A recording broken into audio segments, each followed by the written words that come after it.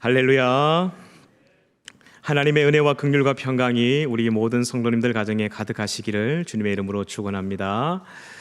진리로 물들이고 사랑을 옷 입다라는 제목으로 요한 2서 말씀을 전하도록 하겠습니다.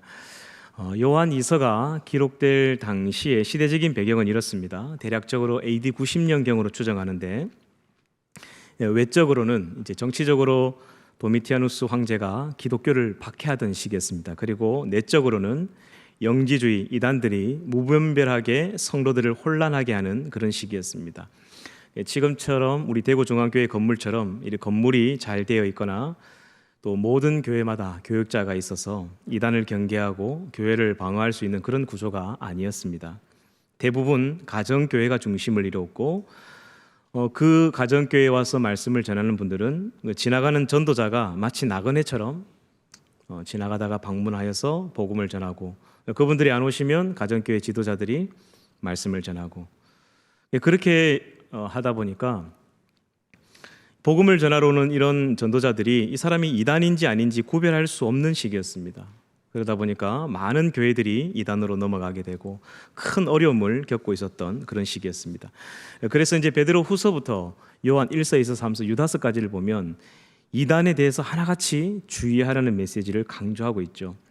한마디로 밖으로는 로마 황제가 핍박하고 있는 시기, 안으로는 이단들이 압박하고 있는 시기, 참 지독하게 신앙생활하기 힘든 그런 시기였습니다. 이런 시기에 믿음으로 견디고 교회를 지키고 있는 가정교회 지도자들과 그 성도들을 생각하니까 사도 요한이 마음이 너무 측은한 겁니다. 그래서 이들을 위로하고 이들에게 하나님의 은혜를 전하고 싶은 마음에 이 서신을 기록하게 됩니다. 이 요한 2서의 발신인과 수신인이 우리 1절 상반절에 기록되어 있습니다. 우리 1절을 잠시 보실까요? 장로인 나는 택하심을 받은 부녀와 그의 자녀들에게 편지하노니 라고 말씀하고 있습니다. 발신인이 요한이죠. 사도 요한이 자신을 장로라고 하는데, 여기서 말하는 장로는 직분의 장로가 아니라 나이가 많은 교회 어른을 당시에는 장로라고 표현도 했었습니다. 수신자는 하나님의 택함을 받은 부녀들과 자녀들이다라고 이야기를 하죠. 왜냐하면 이 당시에 이 작은 가정교회의 지도자들은 대부분 남편이 아니라 아내들이 많았습니다. 그리고 그 가정교회 안의 구성원들은 대부분 그 자녀들이었죠. 이런 가정교회에 우리 10절과 11절에 보면 이단과 이런 많은 악한 세력들이 넘어뜨리려 하고 힘들게 했던 것입니다. 그래서 인사도 하지 말고 이단과는 말도 섞지 말라고 하죠. 왜 이렇게 단호하게 이야기를 했냐면 그만큼 이단에게 큰 피해를 봤다라는 것입니다.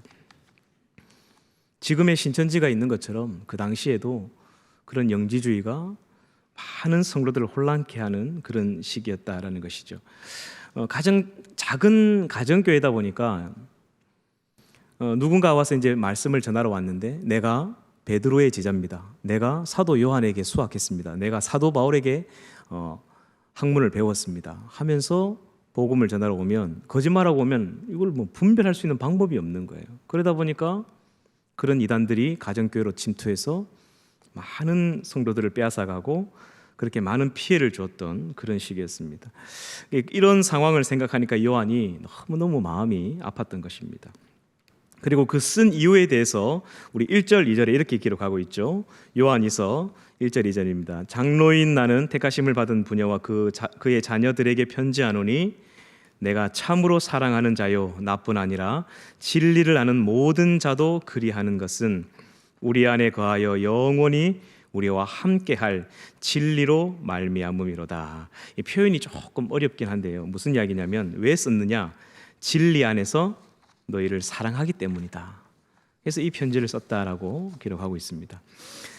사도 요한이 이 당시에 연세가 대략 한 90세 정도 됐습니다. 여러분 별로 안 놀라시는데요, 이 당시에 평균 연령이 로마 시대 때 평균 연령이 45세였습니다. 우리나라가 한 3, 40년 전 60세가 평균 연령이었죠. 60세까지 사시면 오래 살았다 그래서 환갑 잔치도 해주시고, 근데 이제 이 당시에는 한 45세에서 50세가 평균 연령이었는데 엄청나게 오래 사는 겁니다. 함께 수학했던 동기들은 전부 다 순교를 다 하고 지금 혼자만 남아있는 상황이죠.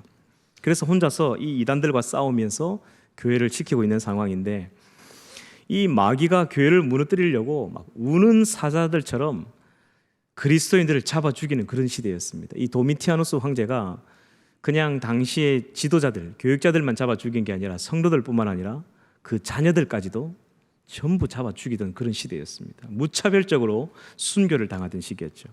그리고 안으로는 이단들이 득세해가지고요, 막 이제 막 새로 생겨지는 교회, 막 이제 성장하려고 준비하는 이런 교회, 아직 믿음이 연약한 성도들과 자녀들을 마치 막 폭풍에 휩쓸어 가듯이 그렇게 쓸어가 버리는 거예요. 이런 모습을 보니까 사도 요한이 눈물겨운 거예요. 마음이 아리고 이를 어찌 해야 되나, 이런 심정으로 기록한 말씀입니다. 이 한 장밖에 되지 않는 말씀인데 사도 요한의 눈물겨운 심정으로 기록한 서신입니다. 저는 이 마음이 우리 하나님 아버지의 마음이 아니었을까, 그런 생각도 해봅니다. 요한이 가만히 보니까 마귀가 이 성도들을 무너뜨리는데 이 두 가지를 철저하게 무너뜨리는 거예요. 첫 번째가 뭐냐면 진리고, 두 번째는 사랑입니다. 그러니까 이 마귀가 우리 신앙의 가장 중요한 근본이 되는 두 가지, 진리와 이 사랑을 무너뜨리는데, 3절을 보겠습니다. 3절 우리 함께 읽어볼까요? 시작. 은혜와 긍휼과 평강이 하나님 아버지와 아버지의 아들 예수 그리스도께로부터 진리와 사랑 가운데서 우리와 함께 있으리라. 아멘. 예수님 안에 이 진리와 사랑이라는 아주 중요한 신앙의 본질이 있는데, 이 신앙의 양대 산맥 같은 이 진리와 사랑을 이 마귀가 흔들어 버리는 거예요. 첫 번째는 진리를 흔듭니다. 항상 마귀는요, 에덴 동산에서부터 이 마귀가 흔들려고 했던 것이 바로 진리죠. 진리라는 것은 몇 천 년이 흘러도 변하지 않는 것을 진리라고 하죠. 예를 들면 사람이 엄마의 모태에서 태어나는 것, 이게 진리입니다. 그리고 한 번 태어난 사람은 반드시 죽게 되는 것, 이게 진리죠. 성경이 말하는 진리는 어떤 게 있나요? 이 세상을 하나님이 창조하셨다는 것이 진리이고, 예수님이 하나님의 아들이라는 사실이 진리죠. 이건 변하지 않는 것이죠. 그리고 그 하나님이 세상을 이처럼 사랑하셔서 당신의 하나밖에 없는 아들을 이 땅에 보내주셨다는, 이게 진리죠. 근데 이 사탄은 오늘도 끊임없이 이 진리를 흔들고 무너뜨리려고 합니다.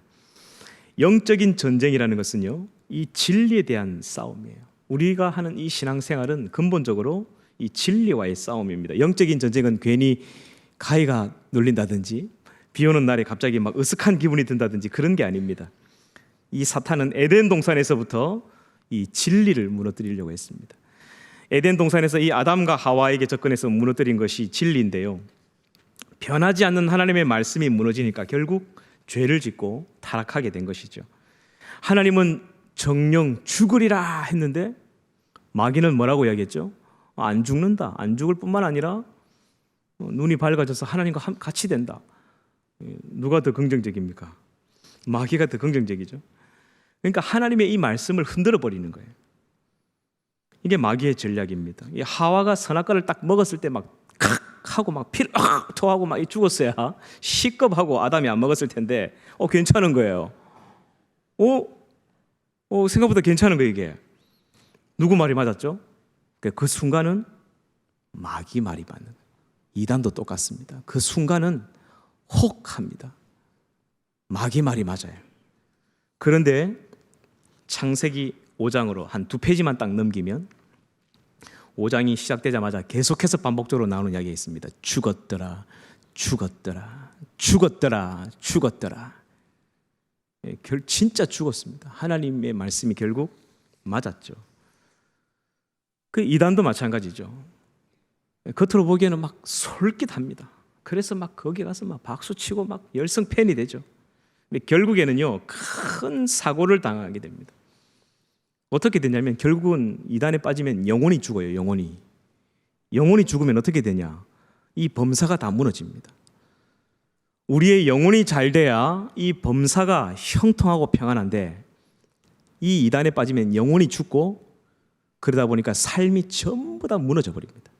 가정이 파괴가 되고 이 사탄 마귀들이 접근해서 넘어뜨리는 것은 결국 진리죠. 그래서 신앙생활은 이 진리와의 싸움인 것입니다. 우리 4절 말씀을 보겠습니다. 이런 상황 속에서도 믿음을 지켰던 이 자녀들 보니까 요한이 너무 기쁜 거예요. 4절입니다. 너희 자녀들 중에 우리가 아버지께 받은 계명대로 진리를 행하는 자를 내가 보니 심히 기쁘다. 요한이 별로 평소에 기쁜 일이 없는데 이런 진리를 지키고 행하는 자를 보니까 너무 기쁜 거예요. 여러분, 우리도 그렇지 않습니까? 우리 신앙생활 하다가 주변에 있는 성도들 중에 그분하고 대화하면 그냥 막 힘이 나고 막 은혜가 되고 참 좋은 분들이 있죠. 하나님의 진리의 말씀을 이야기하고 진리를 나누고 그 진리 안에서 막 기쁨이 넘치는 거예요. 이런 분들은 나이를 초월합니다.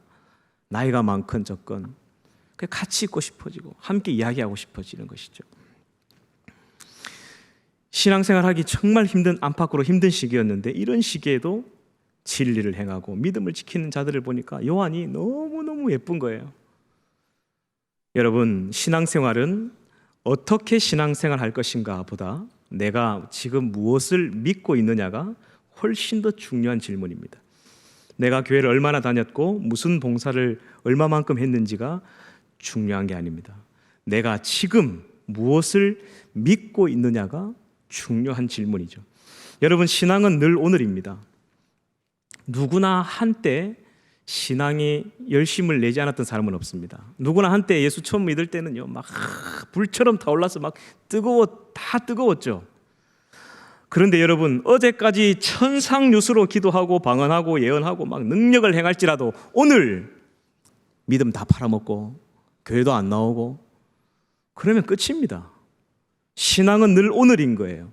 세상의 모든 일에는 배우고 전진하면 숙련이라는 게 있지만 신앙에는 숙련이 없습니다. 늘 오늘입니다. 지금까지 내가 어떻게 예수를 믿어왔느냐, 이것보다 지금 내가 무엇을 믿고 있느냐, 내가 이 진리 위에 서 있느냐, 이게 훨씬 더 중요한 질문이죠. 내가 믿는 이 진리 위에 내가 지금 목숨을 걸 수 있는지, 내가 확실한 진리를 확보하고 그 진리 위에 내 인생을 얹어놓고 있는지를 점검해 봐야 됩니다. 그래서 신앙생활이란 결국 이 진리와의 싸움이 되는 것이죠. 여러분, 제가 대구 교도소에 한 달에 한 번씩 이렇게 설교하러 갈 때마다 참 가슴 아픈 분들을 많이 만났어요. 그게 전도사님들과 목사님들이 몇몇 분이 있습니다. 그분들 누가 봐도 이렇게 정말 깨끗하고 정말 정직한 분들이었어요. 그런데 새벽 기도에 차량 운행을 하다가 너무 과로하고 피로하다가 그만 졸음운전을 한 거예요. 그래서 그 길가에 있는 할머니를 쳐가지고 그 자리에서 할머니 돌아가신 거예요. 하루아침에 전도사님이, 목사님이 그 대구 교도소에 와 있는 거예요. 이런 깨끗한 삶을 살고 싶지만 이게 우리 마음대로 잘 되나요? 살아보면? 네, 그렇지 않죠. 살아가다 보면 내 의지와는 상관없이 내 인생에 교도소에 가게 되는 이 빨간 줄이 그는 일도 있고, 내 의지와는 상관없이 어릴 때 부모님이 갑자기 이혼을 해서 정말 어렵게 가정생활하고 신앙생활하는 분들이 있습니다. 그리고 결혼해서도 잘 살고 싶었지만 갑자기 이혼을 하게 되어서 이렇게 찢어진 분들이 있습니다. 내 인생이 그냥 하루아침에 찢어져서 끝난 것 같은, 그리고 경제적인 어려움으로 불안해서 잠을 잘 수 없는 상황. 그래서 다른 사람이 볼 때는 마치 인생이 이렇게 내 인생이 구겨져 버린 같은 이런 분들이 있습니다. 여러분, 그러나 기억하셔야 됩니다. 내 인생이 구겨졌든 찢어졌든 빨간 줄이 꺼였든 내가 지금 이 누구 손에 붙들려 있느냐가 중요합니다. 내 인생이 하나님 손에 붙들려 있는지를 굳게 믿고 있다면 괜찮습니다. 흔들려도 깨져도 넘어져도 이혼해도 괜찮습니다. 내 인생이 세상 사람들이 볼 때는 너는 이제 끝났어, 너 이제 끝났어, 너는 이렇게 손가락질 할지라도 내 인생이 하나님 손에 붙들려 있으면요, 여러분 괜찮습니다. 마귀는 늘 하나님의 말씀을 흔드는 거예요. 내가 세상 끝날까지 너와 함께 하겠다, 내가 너를 사랑하니 내가 책임지겠다, 너 걱정하지 마, 너 두려워하지 마. 하나님은 늘 이렇게 이야기하시는데 마귀는 아니야, 너 인생 끝났어. 계속 우리를 옆에서 흔드는 거예요. 이런 사탄놈의 소리에 절대 귀를 기울이면 안 됩니다. 할렐루야. 마귀가 내 인생을 송두리째 흔들어도 하나님의 이 진리의 말씀에 굳게 서서 흔들리지 않는 온 성도님들이 되시길 주님의 이름으로 축원합니다. 두 번째는 사랑입니다. 하나님이 사랑 그 자체입니다. 하나님이 사랑이시라고 하죠. 소천하신 고 하용조 목사님께서 설교하시는 중에 하나님의 고유의 언어가 있다고 합니다. 이 세상 사람들은 알 수도 없고 이해할 수도 없는 하나님으로부터 나온 언어, 그게 가장 대표적인 게 뭐냐면 사랑이라는 겁니다. 그래서 이 하나님의 사랑을 세상 사람들은 죽었다 깨나도 이해를 하지 못한다는 거예요. 그래서 사랑은 하나님의 언어랍니다. 근데 마귀가 이 하나님의 언어를 천박하게 만들고 하나님의 언어를 이 값어치 없게 만든다는 거예요. 여러분, 요즘 시대에 누군가가 옆에서 전도하다가 하나님의 이름으로 사랑합니다 하면 어떻게 보나요? 변태 취급당합니다. 여러분, 큰일 납니다. 그렇게 이야기했다가는. 아니, 목사님 제가 사랑하는 여러분 사랑합니다 하면 별로 마음에 안 와닿죠. 그래서 여러분, 저도 잘 안 합니다. 정치인들이 선거하다가 사랑하는 유권자 여러분 사랑합니다 하면 가정스럽죠. 사랑하지 않는 걸 아니까. 이 사랑은 가장 고결하고 순결한 하나님의 언어, 가장 따뜻하고 가슴 뜨거운 단어인데, 사랑한다고 말하면 불편하거나 불륜이나 이상한 관계로 색안경을 끼고 보는 시대가 되어버렸습니다. 이게 마귀의 작전이었죠. 하나님의 사랑을 마치 싸구리 취급하게 만드는, TV만 틀면 전부 이혼 프로그램입니다. 이혼 독려 프로그램. TV만 틀면 전부 사랑을 마치 불필요한, 결혼에 미친 짓이다, 이런 생각을 두게 마귀는 지금도 조장하고 있습니다. 가장 아름다운 하나님의 사랑으로 완성한 이 가정을, 그래서 그 사랑으로 회복되어지고 그 사랑으로 성장하게 되는 이 가정의 원리를 이 마귀가 이 사랑을 태폐적이고 불륜적으로 만들어가지고 무너뜨리는 거예요. 여러분, 그러나 그럼에도 불구하고 그리스도인들은 주님이 우리를 사랑하셨던 것처럼 우리 다시 서로 사랑해야 합니다. 진리와 이 사랑이라는 이 신앙의 가장 중요한 이 양대 산맥인 이것을 붙들고 우리 다시 살아가야 됩니다. 우리 함께 읽은 말씀 5절 6절을 보겠습니다. 5절 6절 말씀 우리 같이 한번 읽어보겠습니다. 시작. 부녀여, 내가 이제 내게 구하노니 서로 사랑하자. 이는 새 계명같이 내게 쓰는 것이 아니요 처음부터 우리가 가진 것이라. 또 사랑은 이것이니 우리가 그 계명을 따라 들은 바와 같이 그 가운데서 행하라 하심이라. 아멘. 사랑은 새롭게 주신 계명이나 마치 처음 전해진 이런 이야기가 아니라 창조 때부터 하나님께서 주신 계명이다라고 말씀하고 있습니다. 여러분, 우리가 우리의 부모님을 존중하고 사랑하면 그 말씀을 잘 듣습니다. 순종하며 살게 되듯이 우리가 하나님을 사랑하면 그 말씀과 계명을 따라 살게 되는 것이죠. 사도 요한이 이 말씀을 기록하고 이 말씀을 전할 때 나이가 대략 90세 정도가 되었다고 했는데, 사도 요한도 처음에는 젊었을 때는요, 그의 별명이 우레의 아들이었습니다. 그러니까 이 욱하는 성격이 너무 강했던 거예요. 예수님의 처음 제자가 됐을 때는요, 얼마나 벨란지 예수님이 그 성격이 마치 이 우레 같다, 번개 같다 그래가지고 너 우레의 아들이다, 이런 표현을 붙여줬습니다. 그러니까 얼마나 성격이 급했다는 거예요. 막 화도 잘 내고. 이런 사도 요한이 예수님을 만나 그의 인생이 90세가 되었을 때쯤에는요, 모든 걸 내려놓고 산전수전 공중전을 겪고, 그리고 하나님의 말씀 안에서 이 사람이 완전히 성화가 돼가지고 사랑의 사도가 돼버렸어요. 그러니까 막 사랑이 속에서 넘쳐나는데 성도들을 보니까 그냥 늘 우는 거예요. 늘 불쌍하고 막 믿음이 세워질락 말락 하는데 이 이단들이 들어와가지고 이 어린 자녀들을 빼앗아 가버리고, 도미티아누스 황제가 막 기독교인을 잡아다가 무차별하게 죽이니까 가슴이 아파 견딜 수가 없어서 이 서신을 쓴 거죠. 이 당시에 사도 요한이 설교 강단에 올라와서 설교를 혼자 스스로 할 수가 없었다라고 하죠. 그래서 제자들이 오른팔을 부축하고 왼팔을 부축해서 이렇게 부축해서 이제 겨우 걸어서 올라오면 그 연세가 많아가지고 이 호흡이 안 되니까 설교도 길게 못했다고 하죠. 주로 했던 설교가 이런 설교랍니다. 사랑하는 자들아, 우리가 서로 사랑하자.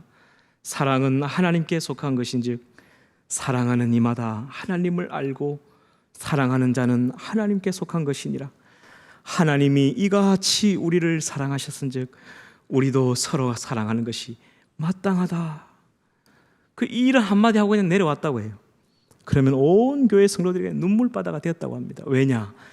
이 사도 요한이 성도들을 얼마나 사랑하는지를 알고 있기 때문에 우리가 서로 사랑합시다 한마디 하면요 그냥 은혜의 바다였답니다. 여러분, 사랑에는 세 가지 빛깔이 있다고 합니다. 3절 말씀해 보니까 은혜와 긍휼과 평강이 이 사랑의 이 세 가지 빛깔이라고 하죠. 첫 번째는 은혜입니다. 은혜는 조건 없이 자격 없이 받는 것이죠. 여러분, 제가 목사가 되고 나서 지금까지도 아직도 이해가 되지 않는 것이 내가 어떻게 목사가 되었나, 나 같은 게 어떻게 이 자리에 서서 감히 성도들 앞에서 설교를 하나. 야, 이건 정말로 기적이고 이건 전적인 하나님의 은혜다. 있을 수가 없는 일이다. 이런 게 은혜죠. 은혜. 조건 없이 전적으로 자격 없이 받은 것. 그리고 긍휼, 우리가 받아야 될 그 심판, 우리가 받아야 될 그 십자가, 주님이 우리를 사랑하셔서 긍휼을 베풀어 주셔서 예수님을 이 땅에 보내주시고 우리의 모든 죄와 저주를 사랑한 아들의 몸에 쏟아 부어서 우리가 져야 될 그 심판을, 우리가 던져져야 될 그 지옥 구덩이에 사랑한 아들을 던지신 거예요. 이게 긍휼이죠. 이런 은혜와 긍휼을 알면 평강이 넘치게 된답니다. 우리의 삶에. 우리가 왜 불안하고 우리가 왜 고통을 느끼고 잠을 자지 못하고 힘들어하냐면 이런 하나님의 사랑을 잊어버렸기 때문입니다. 값없이 받은 은혜, 그리고 전적인 하나님의 긍휼, 그리고 우리에게 부어주신 평강, 이것이 하나님의 사랑이며 하나님의 선물인 것이죠. 오늘 말씀 7절에서 11절 말씀을 제가 읽겠습니다. PPT는 없습니다. 우리 성경을 보면서 읽어봐 주시기 바랍니다. 미혹하는 자가 세상에 많이 나왔나니 이는 예수 그리스도께서 육체로 오심을 부인하는 자라. 이런 자가 미혹하는 자요 적 그리스도니 너희는 스스로 삼가 우리가 일한 것을 잊지 말고 오직 온전한 상을 받으라. 지나쳐 그리스도의 교훈 안에 거하지 아니하는 자는 다 하나님을 모시지 못하되 교훈 안에 거하는 그 사람은 아버지와 아들을 모시느니라. 누구든지 이 교훈을 가지지 않고 너에게 나아가거든 그를 집에 들이지도 말고 인사도 하지 말라. 그에게 인사하는 자는 그 악한 일에 참여하는 자임이라. 이단들에 대해서 말도 섞지 말고 인사도 하지 말고 집에도 들이지 말라고 합니다. 왜 이렇게 단호하게 이야기했을까요? 그 이단들의 동기는 분명한 목적이 있습니다. 이단들은 예나 지금이나 결국 무엇이 드러나냐면 목적이 돈입니다. 돈. 이 사랑에서 우러나는 동기가 아니에요. 우리처럼 복음을 전해서 이 영혼이 구원받기 원하는 사랑의 동기에서 이단들이 전도하는 게 아니라 결국 돈이 목적이에요. 그래서 이단의 교조들은 갈수록 엄청난 거부가 돼갑니다. 결국 돈을 사랑하지 말고 재산을 포기하라고 하는데 자기 발 앞에 포기하라고 하죠. 그러니까 그 동기가 결국에 마지막에 가보면 드러나게 된다는 거예요. 우리가 한 영혼을 구원하기 위해 전도하고 복음을 전하는 일은 결국 그 마지막 동기가 드러나게 돼 있습니다. 이 영혼을 사랑하기 때문에 우리가 하는 행위죠. 그러나 이단들은 그렇지 않다는 것을 이야기하고 있는 것입니다. 마지막으로 우리 12절입니다. 12절 말씀입니다. 내가 너에게 쓸 것이 많으나 종이와 목으로 쓰기를 원하지 아니하고 오히려 너에게 가서 대면하여 말하려 하니 이는 너의 기쁨을 충만하게 하려 함이라. 여러분, 코로나가 지났지만 아직까지도 온라인 예배를 드리고 있는 분들이 있습니다. 결국 우리가 대면하면서 모아야 합니다. 사랑하면 보고 싶고 사랑하면 만나고 싶은 것이죠. 하나님도 이 영상을 통해서 예배 드리고 있는 분들이 여기 교회로 오시는 걸 보고 싶어 하시지 않을까요? 사도 요한이 그렇게 외적으로는 핍박을 받고 안으로는 이단의 사단과 싸우면서 믿음을 지키고 있는 이 진리와 사랑을 실천하고 있는 그 자기의 제자들, 자기의 성도들을 볼 때 너무너무 보고 싶었던 거예요. 그리고 그들에게 이런 위로의 말씀을 써서 힘을 주기 원했던 것입니다. 그래서 이 요한 이서를 쓰게 된 것입니다. 이제 제가 말씀을 맺도록 하겠습니다. 여러분, 우리 하나님도 마찬가지입니다. 진리를 행하고 사랑을 실천하는 그런 자들을 기뻐하십니다. 그냥 기뻐하는 게 아니라 심히 기뻐하실 줄 믿습니다. 저와 여러분의 신앙생활이 이 진리로 물들이고 사랑을 옷 입어 진리 안에서 기뻐하고 사랑을 실천하시는 저와 여러분들이 되시기를 주님의 이름으로 축원합니다. 기도하겠습니다. 하나님 아버지 감사합니다. 오늘 요한이서 말씀을 통해서 우리가 이